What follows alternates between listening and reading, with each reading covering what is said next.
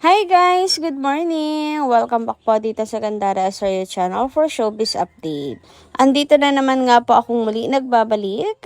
Ang nagmamaganda ninyo ka-Diyosmosang Kimpaw, wala na nga pong iba. Ang lokaret na si Gandara Asorio upang magatid po sa inyo ng latest update and fresh happenings patungkol kina Kim Chiu and Paolo Avellino. And para nga po sa umagang ito ang tatalakayin natin at pag-uusapan ay may kinalaman nga po mga Kimpaw dito sa isang napakagandang balita mga kakipi.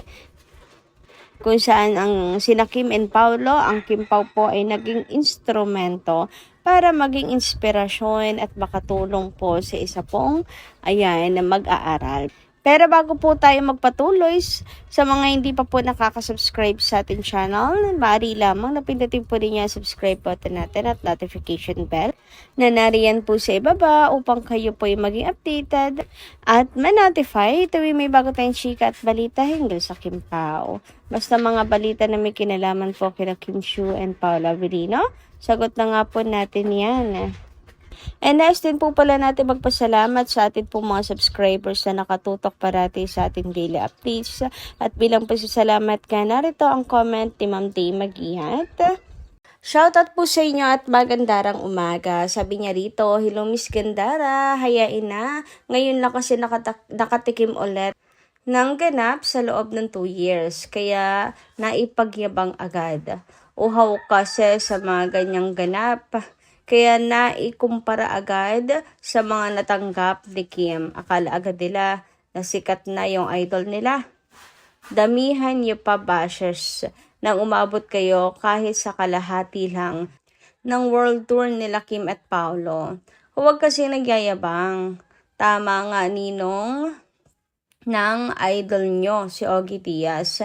Hindi pa nagaganap, may nagyayabang na agad. Kaya nabubulilyaso at napapahiya na agad. Sige bashers, sabihin nyo sa idol nyo galingan niya nang hindi kayo napapahiya.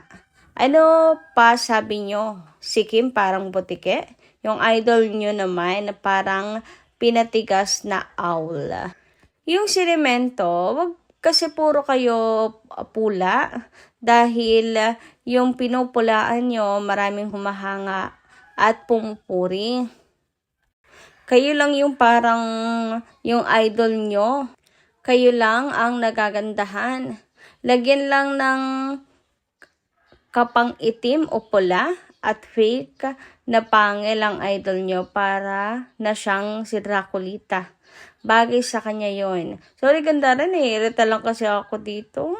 Sa mga bashers ayaw tantanan si Kim. Gandang-ganda sila sa malditang idol nila. Sa biglang tingin lang naman maganda. Split second lang naman. Wala nang dating. Hindi gaya ni Kim pag nakita mo talagang mapapalingon ka ng 2 beses. Sabi ng politikong nakasalubong si Kim ay nang walang makeup ay mas maganda pa. Mas maganda pa pala pag walang makeup daw si Kim. Naku sa true, sobrang ganda po ni Chinita Princess. Hindi na nga niya kinakailangan ng makeup para masabi pong maganda. Kasi si Kim ay talaga pong maganda at hindi po nakakasawa. Yung tipong, si Kim yung tipo ng, yung ganda po niya, yung tipong kapag tinititigan mo, mas lalo kang magagandahan po sa kanya. Ayan, yung di ka talaga magsasawa kasi habang tumatagal, paganda siya ng paganda sa paningin mo mga kakimpaw. Ayun, may mga ganun tao yung tipong sa una lang pagkita mo maganda, tapos magsasawa ka kaagad. Pero si Kim, iba ang beauty ni Chinita Princess. Maganda na, tapos mas lalo pang gumaganda kapag tinititigan mo siya, mga kakimpaw. Mas ma-appreciate mo talaga ang ganda ni Kim, lalo na kapag walang makeup, napaka baby face. Samantala, dumako naman po tayo dito sa mga nasagap natin balita ngayong araw na to at unahin na nga natin pag-usapan ng tungkol nga po dito sa pasasalamat nga po kina Kim and Paolo sapagkat sila po ang kanya naging inspirasyon sa kanyang journey mga kakimpaw. Ang gandang balita nito kasi nakapasa po siya sa board exam. Sa pagbabahagi ni Shay sa X ay pass the board exam. Princess Chinita and me, Paolo Avellino. Thank you for being my inspiration. throughout this journey, while everyone kept doubting me and asking if makakapag-review pa ba ako because I was too busy fangirling over Kim and Pao. Grabe, no? Iba talaga po ang ano po nila, Kim and Paolo. Little did they know that being a fan actually kept me motivated and inspired during the hardest days.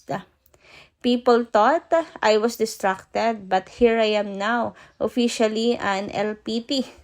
This is the proof that you can fangirl and still chase your dreams at the same time. Thank you to everyone who supported me. You gave me more reason to prove myself. Above all, glory to God. Grabe. Congratulations sa iyo, Shay. And alam niyo po ba, talagang ano po siya inulan ng kung pagko-congratulate ng mga Kim Pao fans. And dito mo makikita na talagang iba po ang hatid nila Kim and Paolo. Positive talaga ang hatid nila Kim and Paolo sa mga tao. Talagang sila po ay tunay na inspirasyon ng mga kakimpaw at maganda, mabuting halimbawa para po sa lahat. Grabe naman nga yun. Congratulations, Shay. Naipasa mo ang inyong board exam. Congratulations again. Walang humpay na pagko-congratulate mula sa iyong Kim Pao fans. Patuloy mo lang yan.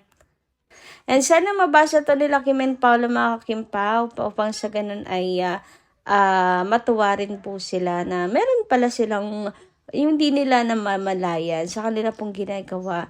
Meron po pala silang nai-inspire, mga kakimpao. Anyway, dumako naman nga po tayo dito sa photoshoot ni Kim and Paolo. Hoy, ni Kim and Paolo! So, eto na nga. Photoshoot, unang naglapag po ay si Paolo Avellino. Syempre, di ba mga kakimpaw, makikita nyo nga po yan dyan. Napansin ng mga fans ang tote bag na daladala ni Paolo Avellino. Pero wag ka, may mas ibubongga pa pala yan. Kasi nga talagang ang Kimpaw ay tila nagkaroon po ng photoshoot. Huy, nice print. Bakit naman ganyan? Huy, grabe naman nga yun. So mukhang hindi lang si Kim ang nag-photoshoot. Silang dalawa talaga. Kasi nasa isang place lang nga po sila, mga Kimpaw. Tingnan niyo yung background ni Chinita Princess at ang background ni Paolo Avellino dito, mga Kimpaw. Nasa isang place lang po talaga sila. Mukhang may pictorial na naganap. Para saan? Hoy, para na po ba ito sa kanilang kasal? Ay, teka lang naman. Uy, ano pala wedding pictorial na mga Kimpaw. Anyway, ayan nga. Sabi dito, Soko in Paris. Zoom in nyo ang place ng pictorial ni Kim at yung pic ni Pao na may dalang tote bag. Parang sem-sem lang kay Kimi, yung tote bag. Huy, grabehan na. So, hindi lang pala tote bag ang ayuda dito, mga Kimpaw. Oo nga, no, same place sila, mga kakipi. Ibig sabihin, may pictorial din si Papi Paolo Avellino. O for the ano lang din siya, for the support sa kanyang Diyosawa, mga Kakimpaw. Taga bit-bit ng gamit ng kanyang Chinita Prinsesa. Uy, kaya for the picture na lang din siya kasi sayang naman talaga yung place, ang ganda. Photographer din naman nga si Kimi. Ay, si Papi, di ba? Pero, hindi naman si Paolo kumukuha sa sarili niya dyan, di ba? So, sino nang pumipicture sa kanya? Si Kimi May, si Kimi, or talagang parehas po silang may photoshoot ni Kim Chu sa nice print. Pakilapag naman po niyan. Hoy, teka lang, nag-overthink kaming lahat dito. Baka naman pakiliwanagan ang mga fans. Grabe na yung dilulo ngayon pa lang. Imaginations, parang preparations na para sa wedding agad-agad. Hoy, baka kaya pala meron ganitong photoshoot na hindi inilabas ni Kim. Kaya pala hindi inilabas. Kasi nga, para pala yun sa kanilang kasal. Anyway, sabi naman dito ni Norma Daya, good day, Gandara. Ang saya-saya mo, as if you are in a cloud 9. Andito ba sila sa Pinas? Another accomplishment for you both. Gandara, saan ba magbe-birthday si Paolo? Dito ba sa Pinas o sa iba ang bansa? God bless them both. Nako, Ma'am Norma Dayag, mukhang ang alam ko nandito na sa Pilipinas, pero ang tahimik nila, baka nasa ibang bansa pa din nga. Pati ako na, naku-curious, Madam Norma Dayag. Pero parang nandito po sila sa Pinas at dito po magse-celebrate ang birthday si Pao. Kung magse-celebrate pa kasi nakapag-advance birthday celebration na po siya with Aki sa New York, 'di ba? Mga kakimpaw. Or maybe pwede naman advance tapos mismong birthday. In-advance lang para makasamang anak ha. Tapos mismong birthday mag-celebrate pa din. Pero kasi si Pao yung tipo ng taong low-key lang eh. 'Di ba? Hindi maano sa mga party, sa celebrations, mga kakimpaw. Pero may klilang buhay natin. Kaya sigurado si Kim ay may inihanda para po kay Paula Avellino. 'Di ba? Knowing Kim, she loves surprises. So, malamang may surprise po siya kay Chinita Princess at yan ang aking inaabangan ngayong araw. Anyway, sabi naman ni Ma'am Visitasyon de Guzman, okay lang na walang kimpaw sa asa para makapagpahinga din sila. They have to rest. They are not machines. Health is wealth. Nako, sa true po kayo dyan, mga ka-KP. Kaya okay lang din kung wala nga po sila sa ASAP. Meron naman po silang project na gagawin mga kakimpaw. So, hindi po tayo mawawala ng ayuda. So, yun lang po muna ang ating update. Maraming salamat po kayo sa inyong pakikinig. And kita-kits po tayo muli sa mga susunod pa natin, chika. Maraming salamat at ingat po palagi.